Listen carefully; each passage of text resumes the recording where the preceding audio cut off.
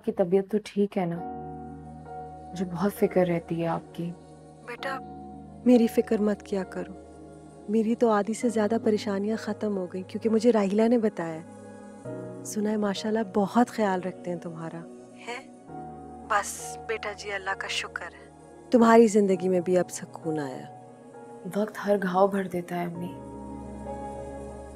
और मुझे तो कभी कभार शर्म आती है कि खुदा ने जो शख्स मेरे लिए बनाया था, मैं उस पर किसी और को फौकियत दे रही थी। एक खुशखबरी दूं तुम्हें, इंशाल्लाह कल हातिम की मंगनी हो रही है, बड़ी अच्छी जगह पे रिश्ता करवाया है। हातिम खुश है अम्मी? खुश नहीं भी है तो हो जाएगा। तुम तो अच्छी तरह से जानती हो, वक्त गहरे से गहरा घाव भर देता है। सुंबुल अच्छी लड़की है, मुझे पूरा यकीन है हातिम की जिंदगी में खुशियां लेकर आएगी। वो कभी खुश नहीं रहेगा अम्मी, चाहे मैं और आप उसके लिए लाख दुआएं करें। वक्त उसके घाव कभी नहीं भरता। जो दूसरों के बहकावे में आके खुद तो अपनी जिंदगी बर्बाद करे और दूसरों की उम्मीदों के ताजमहल को भी चिकनाचूर कर दे।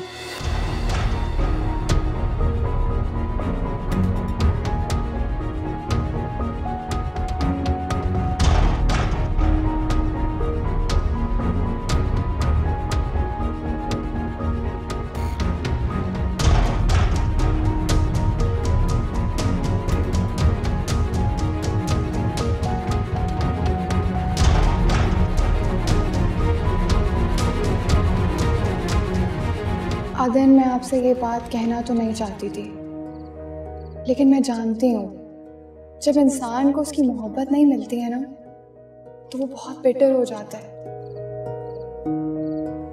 सोमिया के साथ बहुत बुरा हुआ है, बहुत नाइंसाफी हुई है, और शायद आपकी मोहब्बत भी हातिम की यादें नहीं मिटा पाई। आई एम सॉरी अदन, मुझे आप लोग के पर्सनल मामले में इस तरह नहीं बोलना चाहिए, लेकिन जब मैं उसके चेहरे की वीरानी देखती हूँ तो मुझे आपका ख्याल आता है। आपने कितनी मोहब्बत की है सोमिया से, आपने अपना सब कुछ दांव पर लगा दिया उसके लिए, और वो अपना माजी ही नहीं भुला पा रही है। वो कभी खुश नहीं रहेगा अम्मी, चाहे मैं और आप उसके लिए लाख दुआएं कर लें। वक्त उसके घाव कभी नहीं भरता।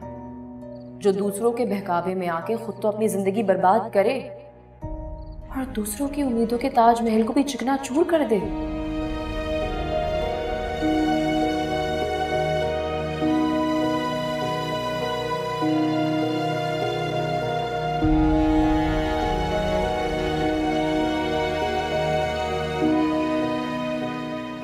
अदन, क्या हुआ? यहाँ क्यों बैठे हैं? बस यूं ही। कोई परेशानी है तो मुझसे शेयर कर लें। क्यों, ताकि तुम मेरी परेशानियों का हल ढूंढने के लिए निकल पड़ो। अगर मेरी बस में हुआ तो जरूर करूंगी। बताएं, सोमिया के साथ कुछ हुआ? नहीं। मुझे लगता है कि वो हमारे जाने पर उदास हो रही है। होना तो नहीं चाहिए, उसने खुद ही इंसिस्ट किया था। अदन, मैं आपसे एक बात कहूँ, आप माइंड तो नहीं करेंगे? कहो। पता नहीं क्यों मुझे ऐसा लगता है कि सोमिया मुझसे शदीद नफरत करती है।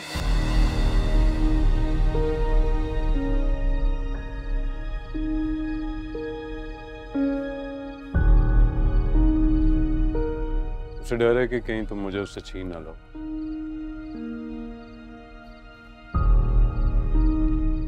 अगर ये मेरे इख्तियार में होता तो क्या कभी मैं आपको इजाजत देती उसे घर पे लाने की? मैंने भी यही कहा था उसे, लेकिन मुझे लगता है ये माहौल जो है ना, ये उसके लिए नया है, उसे थोड़ा वक्त लगेगा एडजस्ट होने में। मैं तो बहुत कोशिश करती हूँ कि उसे अजनबियत महसूस ना हो, लेकिन पता नहीं वो कौन से दुख याद करके आंसू बहाती रहती है। मैं उसे समझाऊंगी, आखिर हम दोनों ने रहना तो एक ही जगह पर है ना, तो फिर वो ये सारे खौफ दिल से निकाल दे। Thank you.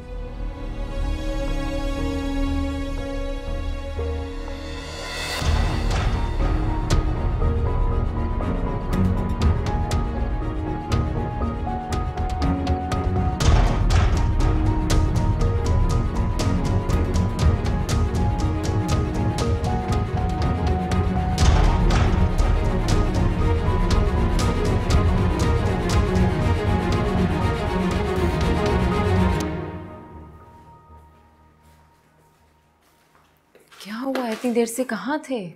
फोन भी आपको यहीं रखा है? बस वो कुछ देर अकेला बैठने को दिल चाह रहा था तो मैं बाहर चला गया। अकेला बैठने को कब दिल चाहता है पता है ना? हाँ, जब खुद से बहुत से सवाल करने हो तब। खुद से सवाल तब पूछे जाते हैं जब दूसरा जवाब देने की अहलियत ना रखता या उसे इस काबिल ही ना समझा जाए कि उससे अपनी परेशानी शेयर की जा सके। नहीं, कभी कभी खुद से सवाल ज़मीर को जगाने के लिए भी किए जाते हैं।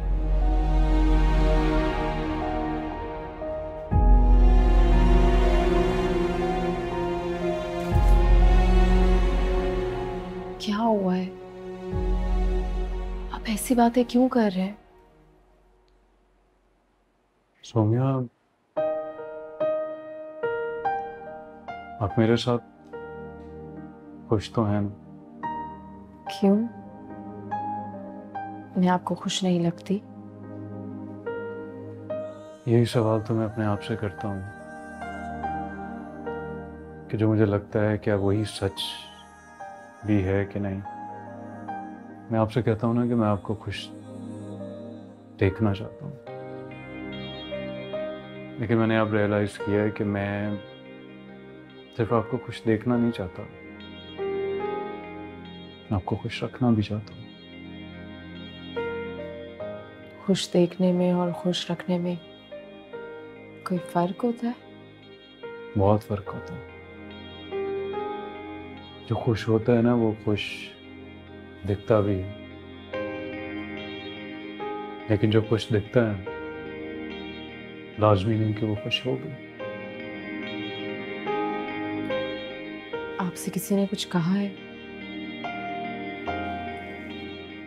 बस सोनिया, मैं इसी उलझन में बैठा हुआ हूँ कि आपका मेरी ज़िंदगी में शामिल होना मेरी खुशी थी या नौमान की मर्जी। हम दोनों ही भूल गए कि जिसकी ज़िंदगी का इतना बड़ा फैसला हम कर रहे हैं, पता नहीं उसकी खुशी और मर्जी भी शामिल है कि नहीं है।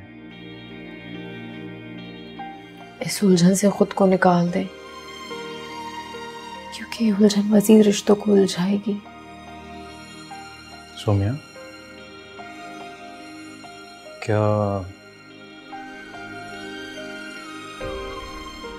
क्या हातिम अब भी अदन, प्लीज, हातिम का नाम मैं हमारे दरमियान अब नहीं सुन सकती हूँ। सोम्या,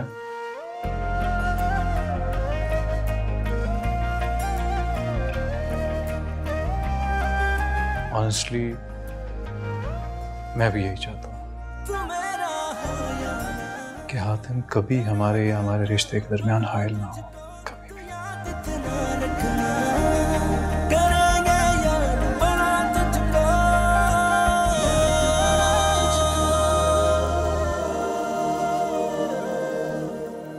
मुझसे जुदा हो के भी मुझसे जुदा तू क्यों नहीं, मुझसे जुदा तू क्यों नहीं। मेरी हर दुआ में है तू, तेरी क्यों दुआ में मैं नहीं, तेरी क्यों दुआ में मैं नहीं। मेरी जान तुम खुश रहना। सोए नहीं अभी तक? अरे सोमी, आज की रात मुझे नींद आ सकती है क्या? इस वक्त मैं आसमान को देख रहा हूँ, कितनी रौनक है आसमान पर, पता है? मतलब पूरा चांद दिखाई दे रहा है और हर तरफ सितारे ही सितारे हैं। बल्कि मुझे तो ऐसा लग रहा है कि शायद आसमान आज मेरी खुशी में मेरा साथ देने की कोशिश कर रहा है। बल्कि तुम भी बाहर निकल के जरा चेक तो करो। मैं तो रोजाना देखती हूँ, रोज चांद आता है और ये सितारे भी। अरे यार, मतलब ऐसी बातें क्यों करती हूँ? मुझे मोमेंट तो एंजॉय करने देती। हातिम, अभी सिर्फ निकाह हो रहा है, सारी खुशी आज ही बना लोगे? बस एक दफा हमारा निकाह हो जाए ना, मैं तो अम्मी के पीछे पड़ जाऊंगी कि बस रुखसती की डेट फाइनल करते हैं। फुप्पो को तंग मत करना। अच्छा, बड़ी हमदर्दी हो रही है पुप्पो से इस वक्त। हाँ। इंसान बन जाओ, अच्छा यार एक बात बताओ, तुमने मेहंदी के लिए मना क्यों कर दिया? पता है अगर तुम मना नहीं करती ना तो इस वक्त तुम्हारे हाथों में मेरे नाम की मेहंदी लग चुकी होती। हाँ जी जनाब, हो गए तैयार? हाँ तैयार हूँ यार। यार ये कोई तैयार हो, पता तो लगे कि तुम दूल्हा हो। उठो उठो, इधर आओ, ये पहनो। मैं बताता हूँ कैसे होते हैं तैयार। बात करते हो यार तुम भी, इधर दिखाओ। ये मेरा भाई यार, ये हुई ना बहुत, अब लग रहा है मेरा भाई दूल्हा। इधर आओ, चेक करो, है ना? नुमान, जी पप्पू। नुमान बेटा जरा पता तो करो, राहीला भाभी तैयार हुई नहीं हुई? शाइस्ता से तो मेरी बात हो गई है, वो आ रही है। वो तो मैं पता कर लूंगा पप्पू, लेकिन एक बात बताएं मुझे कि अभी आपके बेटे की मंगनी है और माशाल्लाह से ये आलम है कि आप पहचानने में नहीं आ रही। जब बेटे की बारात होगी तो क्या होगा? बिल्कुल ठीक कह रहे हो, मेरा अकलौता बेटा है भाई। अपने दिल की खुशी तो बस सिर्फ मैं ही जानती हूँ। बिल्कुल। जरा तुम पता करो ना घर वालों का। मैं पता करता हूँ।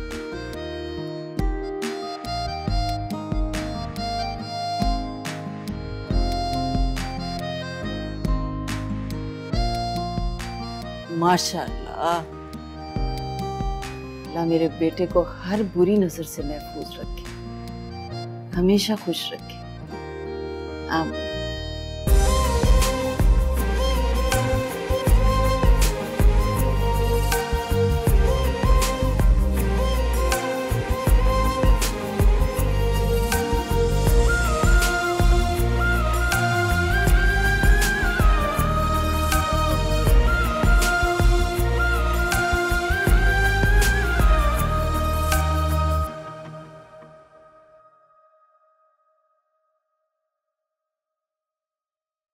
ओफो, इतनी तैयारी।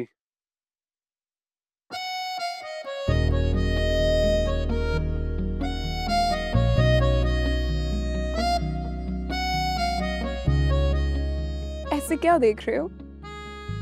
क्या देख रहा हूँ? देख भी रहा हूँ और सोच भी रहा हूँ कि दोबारा मंगनी कर लूं।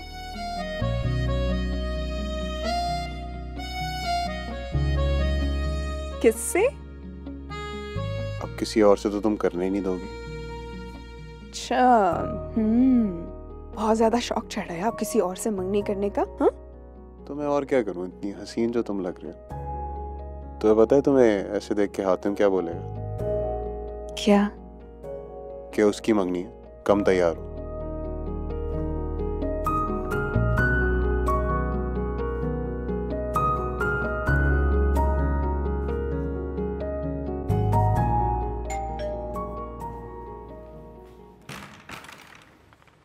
अस्सलाम वालेकुम भाभी।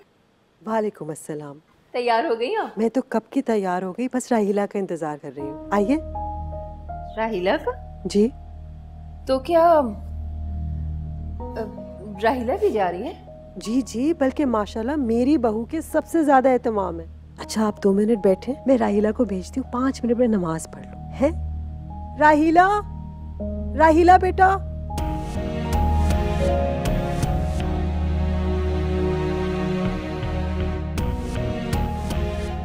अस्सलाम वालेकुम। आ गई आप? कैसी लग रही हूँ मैं? तुम क्यों साथ चल रही हो? क्या मतलब है?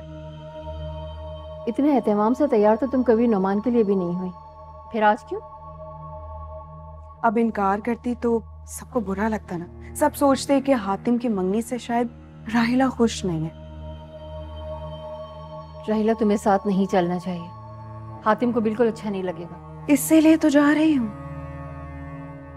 उसे अच्छा लगे या बुरा मुझे कोई फर्क नहीं पड़ता। मुझे तो फहमीदा खाला और नमान ने इसरार किया था कि मैं जरूर जाऊं, इसीलिए जा रही हूँ। और आखिर मैं भी तो देखूं कि हातिम के नसीब में है कौन। तुम्हारे समझ में बात नहीं आ रही है? कह दिया ना कि तुम नहीं जाओगी, बस। क्यों पप्पू, क्यों नहीं जाएगी? नहीं बेटा, वो मैं तो ये कह रही थी कि इसको साथ नहीं चलना चाहिए, घर पे रुकना चाहिए। पप्पू घर पे रह के क्या करेगी?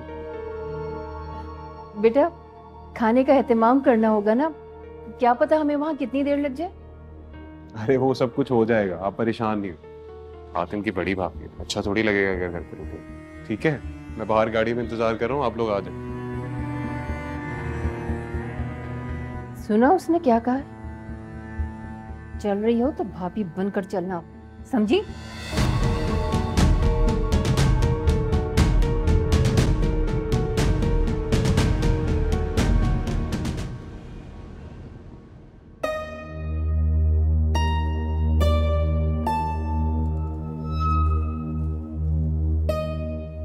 किसे याद कर रही हो?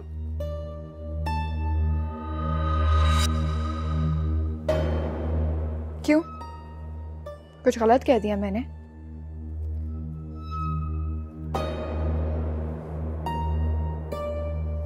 क्यों हमेशा मेरे बारे में गलत सोचती हो?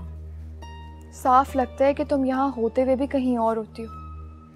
अदन तो सीरियसली सोचने लगे हैं कि उन्होंने जल्दबाजी में कोई गलत फैसला कर लिया। अदन ऐसा कह ही नहीं सकते। मर्द लफ्जों में अपनी गलतियां तस्लीम नहीं करते हैं सोमिया। मर्द के लहजों में ही उनके सब एतराफ छुपे हुए होते हैं। कभी हातिम के ख्यालों से फुर्सत मिले तो अदन के लहजे को भी महसूस कर लेना। तुम्हें ये गलतफहमी क्यों है कि मैं हर वक्त हातिम के बारे में सोचती रहती हूँ? हातिम मेरा कजिन था और कुछ नहीं। सिर्फ कजिन होता तो तुम कभी ये ना कहती कि कजिन था। वो रिश्ते कुछ और ही होते हैं जो माजी के हवाले कर दिए जाते हैं। ये सब किसने कहा है? अदन ने? मर्द ऐसी बातें डिस्कस नहीं करते सोमिया। तुम्हारे अपने घर के फर्द ने ही तुम्हारे सारे पोल खोल दिए हैं।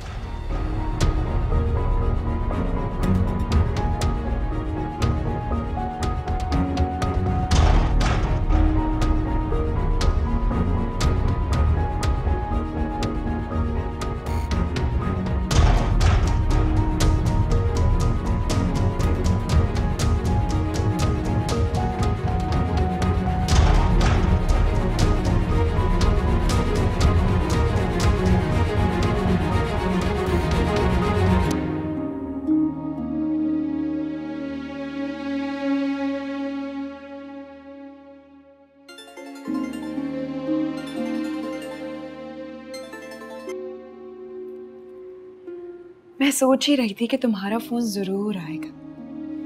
हाँ जी, हो गई हातिम की मंगनी सुंबुल से, पहना ही दी हातिम ने सुंबुल को अंगूठी। मुझे हातिम की मंगनी से गर्ज नहीं है। मुझे सिर्फ इतना बताओ कि मुझसे किस बात का बदला ले रही हो? मुझे तो लग रहा था कि तुमने माफी मांग ली है, तो तुमने लोगों के घर बर्बाद करना बंद कर दिए होंगे। लेकिन तुम तो पता नहीं किस मिट्टी से बनी हो। तमीज से बात करो सोमिया, फिर मुझे भी बहुत कुछ बोलना आता है। अब तुम चुप रहोगी और मैं बोलूंगी। भाई के पास आके मैं तुम्हारी सारी सच्चाई बताऊंगी। इंतजार करना मेरा।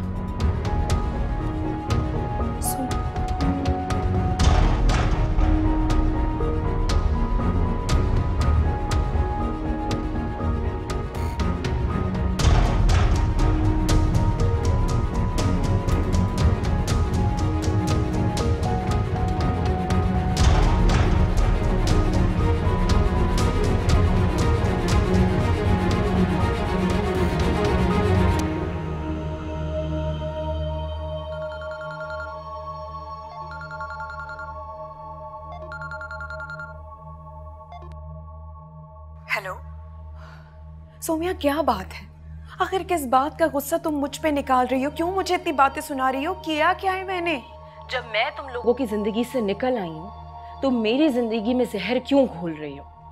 हातिम के साथ जो तुमने करना था वो तुमने कर लिया, लेकिन मुझे किस बात की सजा दे रही हो? फिर वही बात, मैं तुम्हें सजा क्यों दूंगी? अरे बल्कि मैं तो बहुत खुश हूँ तुम्हें अपने घर में देखकर।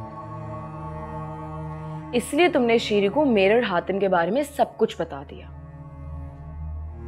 ताकि मेरा बाजी मुझे यहाँ भी चैन से ना रहने दे। मैंने शीरीन से कुछ नहीं कहा, वो झूठ बोल रही है तुमसे। अच्छा, तो फिर शीरी को ये सब कुछ कैसे पता है? उसने खुद कहा है कि तुमने उसको ये सारी बातें बताई हैं। अरे झूठ बोल रही है वो। समझती क्या है खुद को? मैं तो उसे बहुत सीधा साधा समझती थी, एक नंबर की मक्कार लड़की है वो। मैं खुद बात करूंगी उससे। हेलो सोमिया,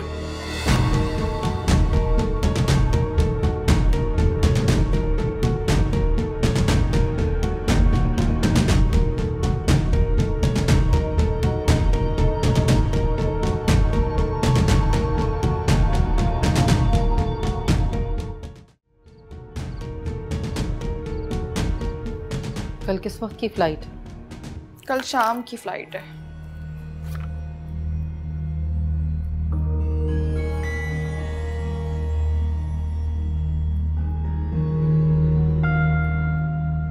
खाला आप फिक्र ना करें, मुझे नहीं लगता कि अदन नाजिया को जाके सोमिया के बारे में बता पाएंगे। लेकिन शीरीन, मैं कोई रिस्क नहीं लेना चाहती। तो खाला फिर हम नहीं जाते। लेकिन अब अगर मैं अदन से रुकने का कहूंगी तो वो नहीं रुकेगा। फिक्र तो मुझे भी बहुत हो रही है खाला, आप भी नहीं होंगी और मैं नाजिया को अकेले कैसे संभालूंगी। और जब अदन उसे इतनी बड़ी बात बताएगा तो ये सिचुएशन नाजिया के लिए भी बहुत शॉकिंग होगी।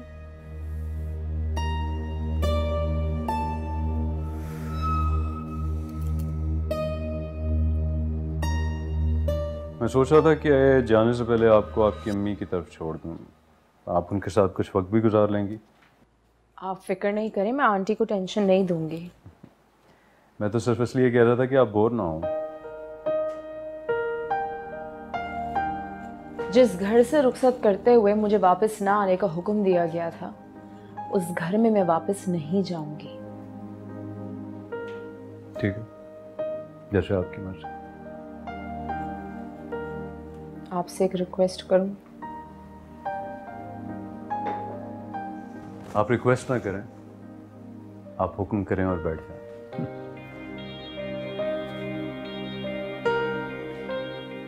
आपको जिस दिन भी अपने फैसले पर पछतावा हो, मुझे बता दीजिएगा, ताकि मैं इस खुशफहमी में ना रहूं कि मोहब्बत दायमी भी हो सकती है।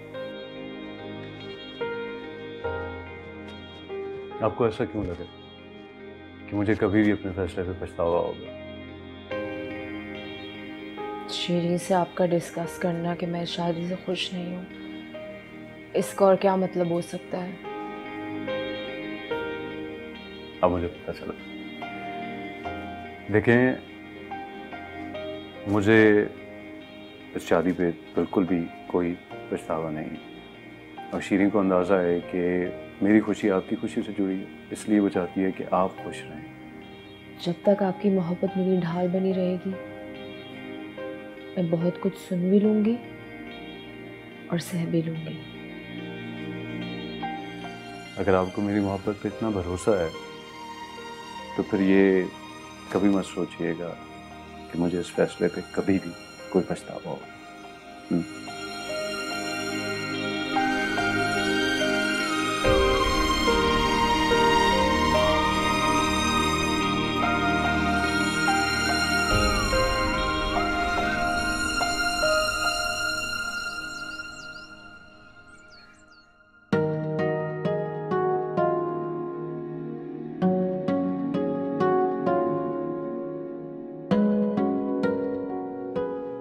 बहुत प्यारी लग रही है दोनों की जोड़ी, माशाल्लाह। सुंबुल की माँ कह रही थी मंगनी में इतने प्यारे लग रहे हैं तो शादी में तो बहुत रूप चढ़ेगा। तुमने देखी तस्वीरें?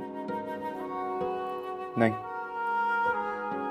क्यों? सुंबुल तो कह रही थी कि उसने तुम्हें तस्वीरें भेजी हैं। भेजी हैं लेकिन मैंने देखी नहीं। ये सब कुछ करके तुम क्या साबित करना चाह रहे हो हातिम? उसने तस्वीरें भेजी, तुमने नहीं देखी।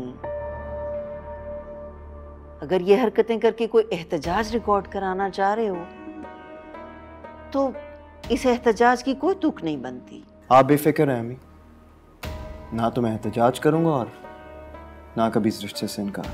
तो फिर तरीके सलीके से निभाओ इस रिश्ते को। उस बच्ची ने तस्वीरें भेजी, तुमने तस्वीरें नहीं देखी, जाहिर है रिप्लाई भी नहीं किया होगा। फोन उठाओ, रिप्लाई करो उससे, जल्दी करो। अगर मैंने आपके कहने पर ही रिप्लाई करना है तो ये ले, रिप्लाई आप ही कर दें उससे। हातिम मत करो इस तरह की बातें। बेटा ये रिश्ता मैंने तुम्हारी खुशी के लिए जोड़ा है। वो लड़की तुम्हारी जिंदगी में आएगी तो माजी की सारी कड़वाहटें भूल जाओगे। अम्मी, इंसान वो जुर्म कभी भी नहीं भूल सकता जिसकी पादाश में वो सजा काट रहा होता है। कोई जुर्म नहीं किया तुमने हातिम, और कोई सजा नहीं काट रहे हो। जिस दिन तुम इस जुर्म और सजा के चक्कर से निकल आओगे ना, उस दिन जिंदगी की खुशियों को महसूस करना शुरू कर दोगे।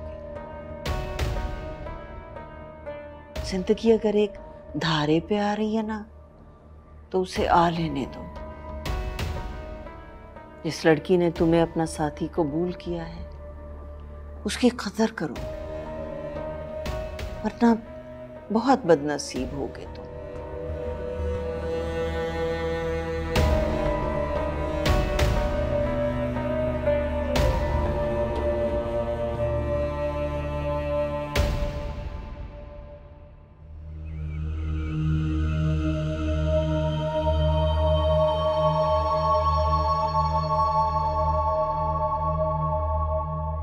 अब तुम चुप रहोगी और मैं बोलूंगी। भाई के पास आके मैं तुम्हारी सारी सच्चाई बताऊंगी। इंतजार करना मेरा।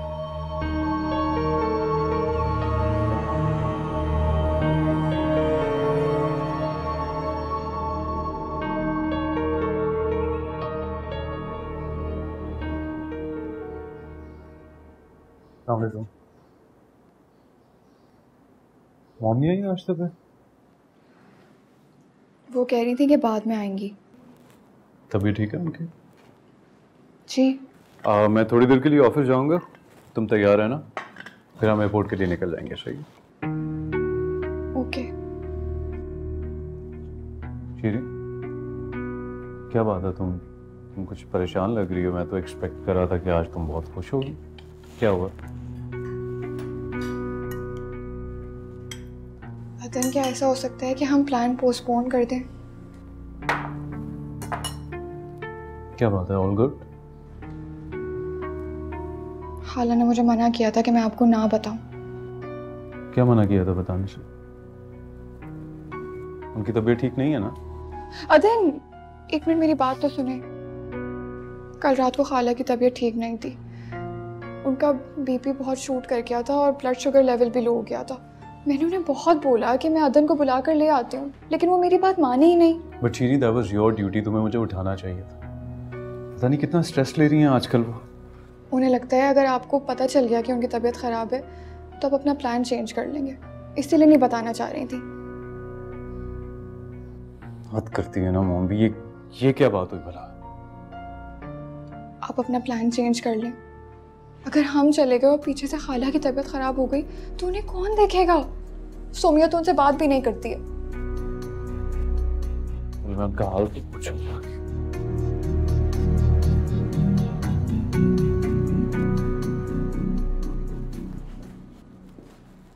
कैसी तबीयत है आपकी? मुझे क्या हुआ है बेटा? मैं ठीक हूँ। शीरी बेटा, तुम्हें मना किया था ना मैंने अदन को बताने से। खाला, आप जो भी कहें, हम आपको छोड़कर नहीं जाएंगे। बेटा बस रात थोड़ी सी तबीयत बिगड़ गई थी, लेकिन अब तो मैं बिल्कुल ठीक हूँ। तुम लोग अपना प्लान चेंज नहीं करो, तुम लोग जाओ। आपने इतना अजनबी समझ लिया मुझे कि अब अपनी दुख और तकलीफ से भी दूर रखती हैं आप। बेटा वो रात में बहुत मुश्किल से मैं कॉल कर पाई थी शीरीन को। ये आ गई थी तो मैंने सोचा कि तुम लोगों को डिस्टर्ब ना करूं। बहुत दूर कर दिया आपने मुझे खुद से। नहीं मेरा बेटा, मेरी जान, एक माँ अपनी औलाद को खुद से कैसे दूर कर सकती है? वो तो बस जब बेटे की प्रायोरिटीज चेंज हो जाएं तो थोड़ी स्पेस देनी पड़ती है।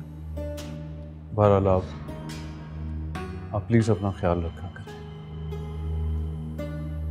हाँ बेटा, मैं बेहतर हूँ अब। तुम लोग प्लीज अपना प्लान चेंज नहीं करना। तुम लोग जाओ, नाजी और अक्सम तुम्हारा वेट कर रहे हैं वहाँ। मैं आपको साल में छोड़ के नहीं जा सकता। मैं अभी उन्हें कॉल करने लगा हूँ कि हम नहीं आ सकते।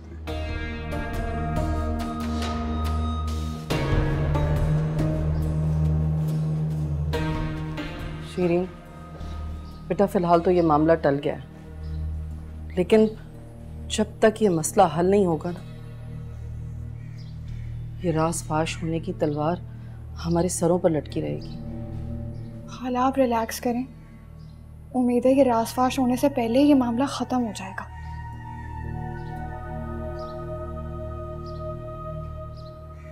काश ऐसे ही।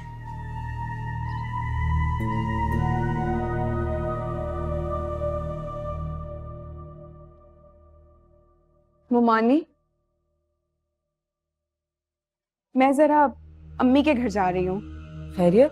जी जी खैरियत है, उनका फोन आया था, उन्हें एक जरूरी काम है मुझसे। तुम नुमान को कह देती, दफ्तर जाते वक्त तुम्हें छोड़ जाता।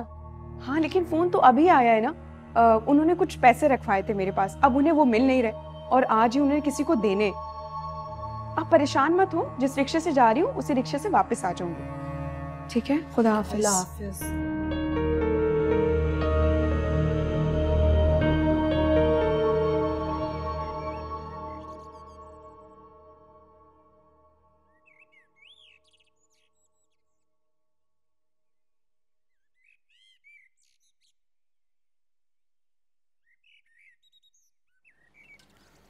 तबीयत कैसी है आपकी? बड़ी फिक्र हो रही है तुम्हें मेरी। अदन मुझे बता रहे थे कि आपकी तबीयत ठीक नहीं है। हाँ, तुम्हें तो खुश होना चाहिए कि मेरी वजह से अदन ने जाने का प्रोग्राम कैंसिल कर दिया। आपको ऐसा क्यों लगता है कि मैं इतनी बेरहम हूँ कि मैं किसी के बीमार होने पर खुश हो जाऊंगी? बेरहम तो तुम हो। कभी आईने में देखा है खुद को गौर से? देखना, शायद इस मासूम चेहरे के पीछे छुपा हुआ सफाक चेहरा तुम्हें नजर आ जाए जहां पर खुदगर्जी और बेरहमी के सिवा कुछ भी नहीं है। आज मेरे बेटे ने मुझसे कहा कि मैं उसे अजनबी लगने लगी हूं।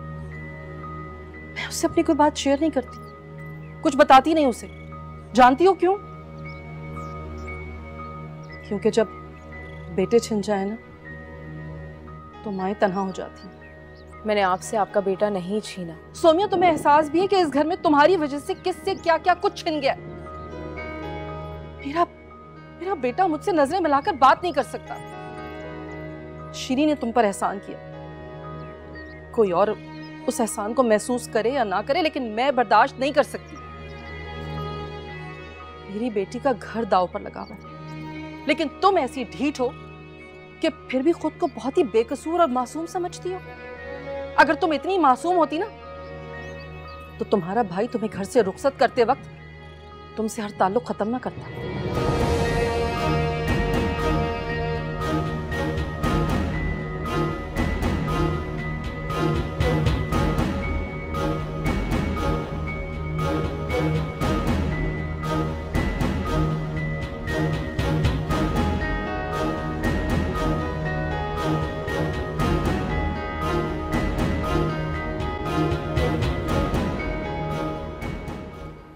अरे राहिला, कैसी हो? अच्छा ही हुआ कि तुम मुझे यहीं मिल गई। मैं तुम्हें कितना अच्छा समझती थी और तुम्हारे अंदर कितना जहर भरा है। क्या हो गया राहिला? तुम्हारा दिमाग तो खराब नहीं हो गया? बुलाओ सोमिया को और बताओ उसे कि मेरी तुमसे हातिम के बारे में कब कोई बात हुई है। अरे मेरी और तुम्हारी थोड़ी देर के लिए मुलाकात हुई थी, उसके बीच में हातिम तो क्या किसी के बारे में कोई बात नहीं हुई। तो मैंने कब कहा कि तुमने हातिम के बारे में मुझे कुछ बताया है? लगता है सोमिया ने मेरे खिलाफ तुम्हारे खूब कान भरे। तो फिर तुम्हें हातिम के बारे में कैसे पता चला? बैठो। आओ। मैं यहाँ पर बैठने के लिए नहीं आई हूँ। सोमिया को बुलाओ और गलतफहमी को दूर करो। मेरे पास टाइम नहीं, मुझे जल्दी वापस घर जाने, बाहर ऑटो खड़ा है। तो मैं ड्राइवर से बोल दूंगी तुम्हें ड्रॉप कर दे। पिछली बार भी इतनी मुख्तसर सी मुलाकात हुई थी, आज तो ऐसे नहीं जाने दूंगी मैं तुम्हें। आओ बैठो, सुकून से बात करते हैं।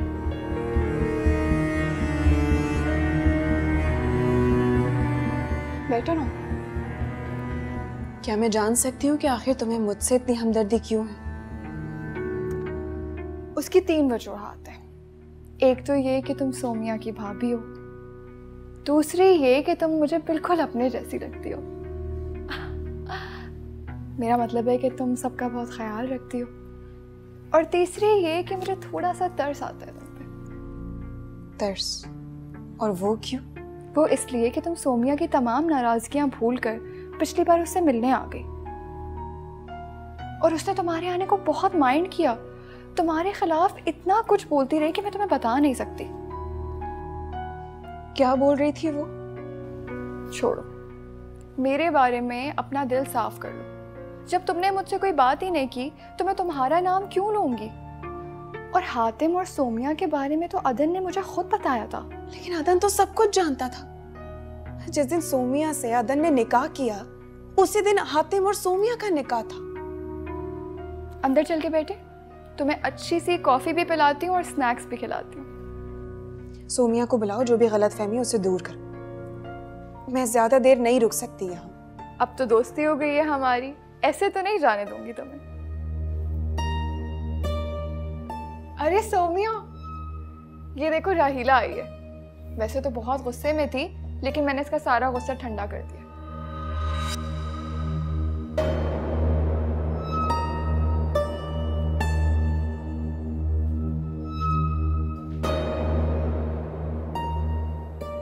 इंसान इल्जाम लगाने से पहले एक बार तस्दीक जरूर कर लेता। तस्दीक वहाँ की जाती है जहाँ पे सामने वाले की फितरत का पता ना हो।